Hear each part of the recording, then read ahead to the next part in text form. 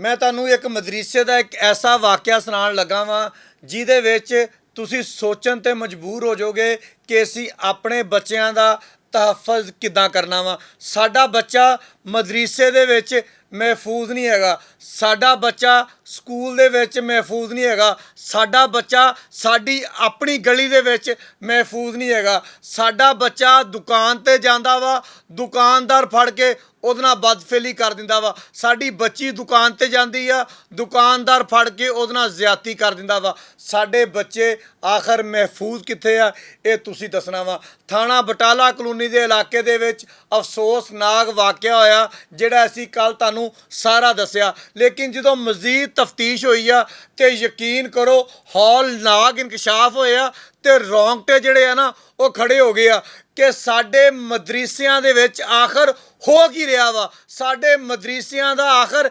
ਇਹਤਸਾਬ ਕੌਣ ਕਰੇਗਾ। ਮੈਂ ਸਾਰੇ ਮਦਰਸਿਆਂ ਦੀ ਨਹੀਂ ਗੱਲ ਕਰ ਰਿਹਾ, ਬਹੁਤ ਸਾਰੇ ਅੱਛੇ ਮਦਾਰਸ ਸਾਡੇ ਫੈਸਲਾਬਾਦ ਦੇ ਵਿੱਚ ਹੈਗੇ ਆ, ਜਿਨ੍ਹਾਂ ਦੇ ਬਹੁਤ ਵੱਡੇ ਵੱਡੇ ਨਾਮ ਹੈਗੇ ਆ, ਜਿਨ੍ਹਾਂ ਨੇ ਬੜੇ ਬੜੇ ਆਲਮ ਪੈਦਾ ਕੀਤੇ ਆ। ਲੇਕਿਨ ਉਹਨਾਂ ਦੇ ਬਰਅਕਸ ਇਸ ਤਰ੍ਹਾਂ ਦੇ ਨਾਸੂਰ ਵੀ ਸਾਡੇ ਮੁਆਸ਼ਰੇ 'ਚ ਪਾਏ ਜਾਂਦੇ ਆ, ਜਿਹੜੇ ਮੌਲਵੀ ਦੇ ਨਾਮ 'ਤੇ ਇੱਕ ਦੱਬਾ ਬਣੇ ਹੋਏ ਨੇ।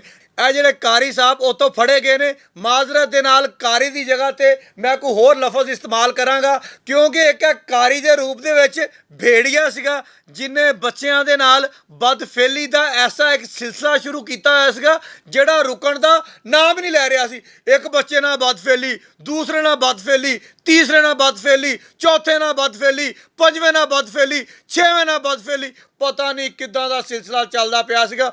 ਔਰ ਇੱਕ ਸਭ ਤੋਂ ਹੈਰਾਨਕੁਨ ਗੱਲ ਇਹ ਹੈਗੀ ਆ ਕਿ ਇਸ ਭੇੜੀਏ ਦੇ ਆਪਣੇ ਵੀ 4 ਬੱਚੇ ਨੇ, 3 ਬੇਟੀਆਂ ਨੇ, 1 ਬੇਟਾ ਵਾ। ਤੇ ਮਾਸ਼ਾਅੱਲਾ ਜਿਹੜੀ ਇਹਦੀ ਬੀਵੀ ਆ ਉਹ ਵੀ ਆਲਮਾ ਔਰ ਫਾਜ਼ਲਾ ਹੈਗੀ ਆ। ਤੁਸੀਂ ਯਕੀਨ ਕਰੋਗੇ ਇਸ ਗੱਲ ਨੂੰ, ਅਸੀਂ ਕਿੱਡੇ ਯਕੀਨ ਦੇ ਨਾਲ, ਕਿੱਡੇ ਫਖਰ ਦੇ ਨਾਲ ਆਪਣੇ ਬੱਚੇ ਨੂੰ ਮਦਰਸੇ ਭੇਜਿਆ ਹੋਏਗਾ ਕਿ ਸਾਡਾ ਲਖਤੇ ਜਿਗਰ ਮਦਰਸੇ ਜਾ ਕੇ ਕੁਰਾਨ ਪਾਕ ਹਿਫਜ਼ ਕਰਕੇ ਆਏਗਾ ਤੇ ਸਾਡਾ ਨਾਮ ਰੋਸ਼ਨ ਕਰੇਗਾ। ਲੇਕਿਨ ਅਸੀਂ ਇਹ ਗੱਲ ਨਹੀਂ ਦੇਖੀ ਜਿਸ ਬੰਦੇ ਕੋਲ ਅਸੀਂ ਭੇਜਦੇ ਪਏ ਆ ਕਿ ਉਸ ਕਾਬਲ ਹੈਗਾ ਵਾ, ਕਿ ਉਹਦੀ ਕਾਬਲੀਅਤ ਹੈਗੀ ਆ ਕਿ ਸਾਡੇ ਬੱਚੇ ਨੂੰ ਇਸ ਮੁਕਾਮ ਤੱਕ ਪਹੁੰਚਾਏਗਾ ਜਾਂ ਸਾਡੇ ਬੱਚੇ ਦੀ ਜ਼ਿੰਦਗੀ ਤਬਾਹ ਔਰ ਬਰਬਾਦ ਕਰ ਦੇਗਾ। ਕਾਰੀ ਸਾਹਿਬ ਨੇ ਪਤਾ ਨਹੀਂ ਕਿੰਨੇ ਕੁ ਬੱਚਿਆਂ ਦੇ ਨਾਲ ਬਦਫੇਲੀ ਕੀਤੀ।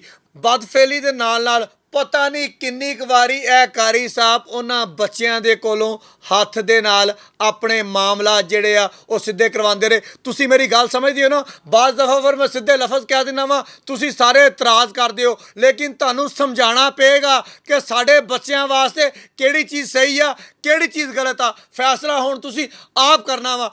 ਨਾਮ ਨਿਹਾਦ ਕਾਰੀ ਸਾਹਿਬ ਇਹਨਾਂ ਨੰਨੇ ਬੱਚਿਆਂ ਕੋਲੋਂ, 10 ਸਾਲ ਦੇ ਬੱਚੇ ਕੋਲੋਂ, 11 ਸਾਲ ਦੇ ਬੱਚਿਆਂ ਕੋਲੋਂ, 12 ਸਾਲ ਦੇ ਬੱਚਿਆਂ ਕੋਲੋਂ, 13 ਸਾਲ ਦੇ ਬੱਚਿਆਂ ਕੋਲੋਂ ਹੱਥ ਦੇ ਨਾਲ ਡਿਸਚਾਰਜ ਹੁੰਦਾ ਰਿਹਾ, ਪਤਾ ਨਹੀਂ ਕਿੰਨੀ ਕੁ ਵਾਰੀ। ਹੁਣ ਤੁਸੀਂ ਮੈਨੂੰ ਦੱਸੋ ਕਿ ਤੁਸੀਂ ਇਸ ਨਾਮ ਨਿਹਾਦ ਕਾਰੀ ਕੋਲੋਂ ਆਪਣੇ ਬੱਚੇ ਭੇਜੋਗੇ ਜਾਂ ਨਹੀਂ। ਜਦੋਂ ਗੱਲ ਇੱਥੇ ਨਹੀਂ ਰੁਕੀ, ਪੁਲਿਸ ਤਫਤੀਸ਼ ਦੇ ਮੁਤਾਬਕ ਕਾਰੀ ਨੇ ਇਹਨਾਂ ਬੱਚਿਆਂ ਨੂੰ ਉਕਸਾਇਆ, ਇਹਨਾਂ ਬੱਚਿਆਂ ਨੂੰ ਮਜਬੂਰ ਕੀਤਾ ਕਿ ਤੁਸੀਂ 15 ਸਾਲਾ ਸ਼ਵੇਬ ਦਾ ਗਲਾ ਘੁੱਟੋ, ਗਲਾ ਘੁੱਟਣ ਤੋਂ ਬਾਅਦ ਉਹਨੂੰ ਬੋਰੀ 'ਚ ਪਾਓ, ਸਾਈਕਲ 'ਤੇ ਰੱਖੋ, ਗੰਦੇ ਨਾਲੇ ਦੇ ਵਿੱਚ ਸੁੱਟ ਕੇ ਆਓ।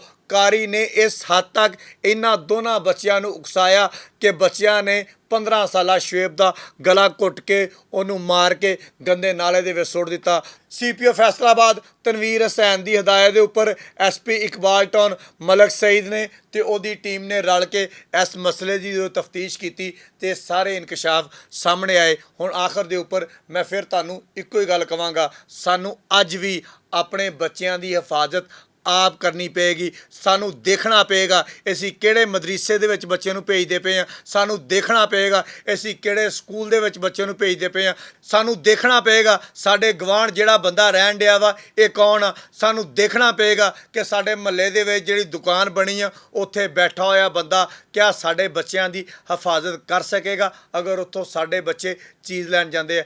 ਇਹ ਸਾਰੀਆਂ ਚੀਜ਼ਾਂ ਤੁਹਾਨੂੰ ਔਰ ਸਾਨੂੰ ਨਵੇਂ ਸਿਰੇ ਤੋਂ ਦੇਖਣੀਆਂ ਪੈਣਗੀਆਂ। ਬਹੁਤ ਸ਼ੁਕਰੀਆ।